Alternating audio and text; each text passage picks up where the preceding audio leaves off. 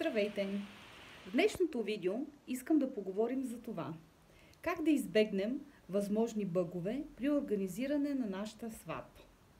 Както знаете, сватбите биват дневни и вечерни, открити и закрити, градински и пишни. Когато правиме сватба на открито, много е добре да имаме и резервен вариант. В случай, че завали дъжд, дори и да организираме в най-топлия ден в годината сватбата си, има риск да вали точно този ден. Именно за това е хубаво да имаме и вариант, в който ако вали, да се преместим вътре или под някаква шатра.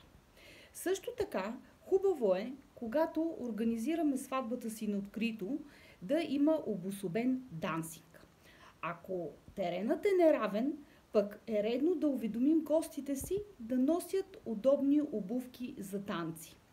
Равни платформи, дамите, кецове.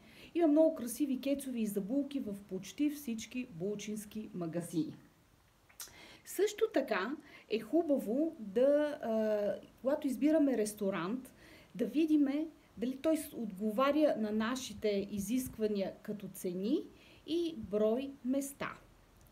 Когато организираме сватбата си и търсим ресторант, е редно да избираме зали, които да нямат колони. Зали, в които е хубаво да се вижда младоженската маса, както и дансингът. Най-удачните ресторанти са тези, които са с кръгли маси, а най-неподходящо е да сложите гостите си на сепаре.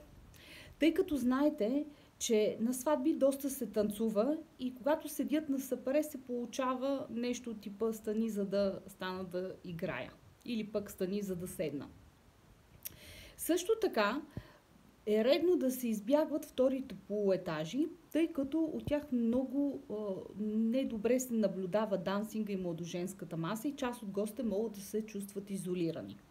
Освен това е препоръчително да избираме по-светли ресторанти, а не такива, които са тип дискотека.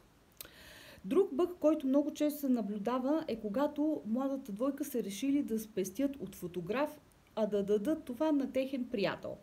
Каква е разликата между аматьорското снимане и професионалното? Аматьорът снима кадри и случки, да, но професионалистът ще лови правилните емоции, ще избере най-добрите специални моменти от това събитие и ще ви го разкаже като цяла история.